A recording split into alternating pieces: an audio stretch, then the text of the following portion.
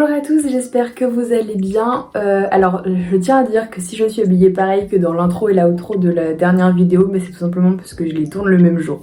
Enfin, dans un tuto Fimo, le premier que je réalise, c'est une création que je n'avais jamais faite avant. Il s'agit de Souillon dans Lilo et Stitch. Je pensais... en tout cas sur YouTube, quand j'ai tapé tuto Fimo, Souillon, Lilo et Stitch, je n'ai pas vu de tuto.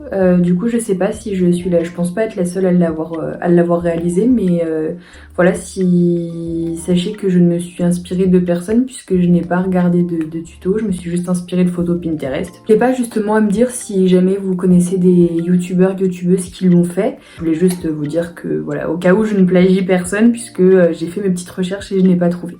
Je tiens aussi à m'excuser pour la qualité de l'image. Parce que tout simplement je filme avec mon téléphone mes vidéos, donc je sais que c'est pas optimal, donc j'ai fait comme j'ai pu. J'espère quand même que ce tuto vous plaira et je vous laisse avec la suite de la vidéo. Pour ce tuto, vous allez avoir besoin de bleu, de jaune, de rose, de noir, d'une lame, d'un clou, d'un dotting tool et d'une brosse à dents. On va commencer par faire le corps de Souillon. Moi je préfère commencer par là, mais vous commencez comme vous voulez. On commence par prendre une boule de bleu menthe qu'on va affiner d'une extrémité de façon à garder l'autre bombée. Une fois que l'on obtient le résultat souhaité, moi je viens un petit peu la retravailler contre mon plan de travail pour l'aplatir. Mais on l'aplatit légèrement, il faut quand même maintenir la forme qu'on a fait au préalable. Une fois que la forme du corps nous convient, on vient faire les bras. Donc on fait un boudin pas trop fin mais pas trop épais non plus, qu'on va venir couper en biais. Et ensuite on vient placer le tout sur le corps de Souillon. Et on viendra retirer les démarcations avec un dotting tool, un cure-dent, une lingette, ce que vous avez pour retirer les démarcations.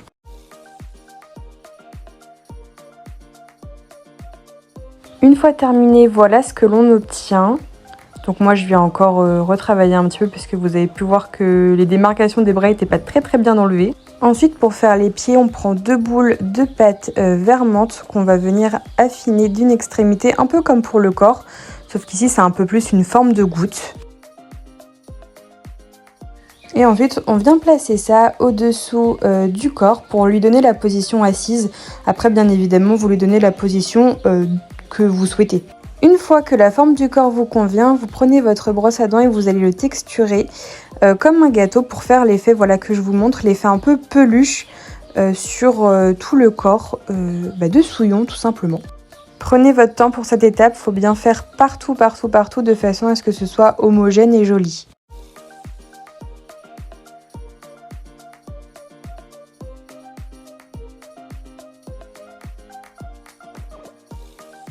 Une fois terminé, voilà ce que ça donne pour l'effet un peu peluche. On peut maintenant passer à la tête, donc vous prenez toujours une boule de vert menthe que vous allez légèrement, mais vraiment très légèrement aplatir contre votre plan de travail. Il faut aussi qu'elle soit légèrement ovale, comme sur l'image. Alors sur le tuto j'ai commencé par les cheveux, donc on prend un fin boudin de jaune qu'on vient couper en plusieurs tailles différentes. Et dont on vient après placer sur le sommet du crâne. Sauf que vous le verrez après dans la vidéo, mais je vous conseille avant de faire les cheveux de Souillon, de texturer tout simplement la tête. Parce que le problème c'est qu'après les cheveux m'ont gêné pour texturer la tête. Vous le verrez, je préfère vous le dire, ce fut mon erreur, comme ça vous la reproduirez pas.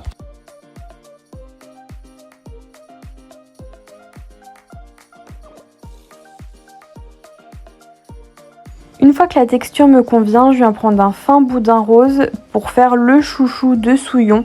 Donc moi ma technique c'est de le placer derrière les cheveux de façon à ce que la partie coupée soit devant, de manière à pouvoir le cacher ensuite avec le nœud, vous allez le voir dans la vidéo.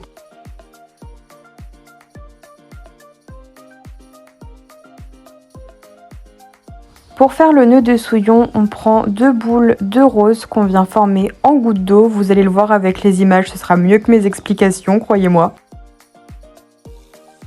Voilà, du coup vous faites cette forme 2 fois.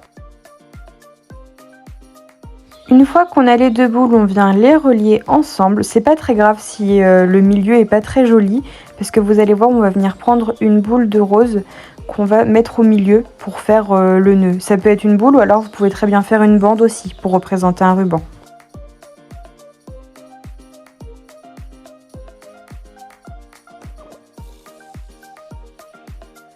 fois fait, on vient placer le nœud sur la tête de Souillon, du coup au niveau de là où on avait coupé le ruban précédemment. Ensuite on passe aux yeux, donc on fait 2 boules noires qu'on aplatit légèrement et qu'on vient placer sur la tête de Souillon. On va en profiter pour faire le bouton qu'elle a sur le corps, donc c'est exactement le même procédé sauf qu'on va le placer au niveau de son ventre.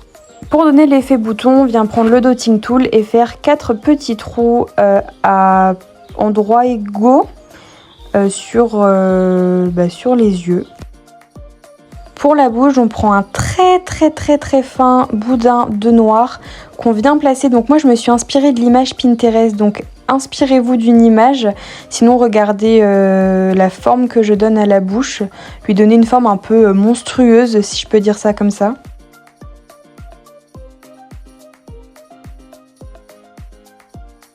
Pour faire les espèces de fils de couture qui sont dans un de ces 2 yeux, on prend 2 boudins très fins de jaune qu'on vient placer en forme de croix. On fait la même chose avec un boudin rose, mais cette fois on ne vient pas faire des croix, on fait juste des fils qu'on pose au niveau de sa bouche pour faire comme si elle avait la bouche cousue. Le corps et la tête de Souillon sont terminés, donc vous pouvez les assembler, mettre un clou. Moi je ne l'ai pas fait puisque ma pâte était relativement collante. Ensuite vous allez prendre un boudin de pâte rose, un peu plus épais quand même que ce qu'on a mis au niveau de sa bouche, pour faire son espèce de petit collier rose. Et voilà, votre Souillon est terminé, il reste plus... Alors moi je pré-perce mes créations. Je renlève le clou à la cuisson puisque je préfère le coller directement après. Donc voilà, vous n'avez plus qu'à la mettre au four. Donc là c'est après la cuisson, donc j'ai mis le clou. Si vous voulez la vernir, vous pouvez. Moi j'ai pas souhaité parce que je trouve qu'une peluche vernie c'est pas très réaliste. Quoique vous pouvez vernir les boutons toujours. Après à vous de voir si vous voulez la vernir complètement ou pas. Voilà, moi j'ai voulu garder l'aspect peluche mat, mais chacun ses choix. Donc voilà tout le monde, le tuto est terminé, j'espère qu'il vous aura plu, que la qualité de l'image n'aura pas été trop contraignante pour comprendre toutes les étapes. Dites-moi la prochaine création que vous aimeriez voir en Fimo. Et aussi, je pensais vous faire une vidéo sur tous mes petits personnages parce que j'ai réalisé justement que j'en avais fait pas mal depuis que j'avais repris la Fimo, que j'aimais beaucoup faire des petits personnages comme ça. Je vous remercie d'avoir regardé cette vidéo et je vous dis à bientôt dans une prochaine vidéo. Salut!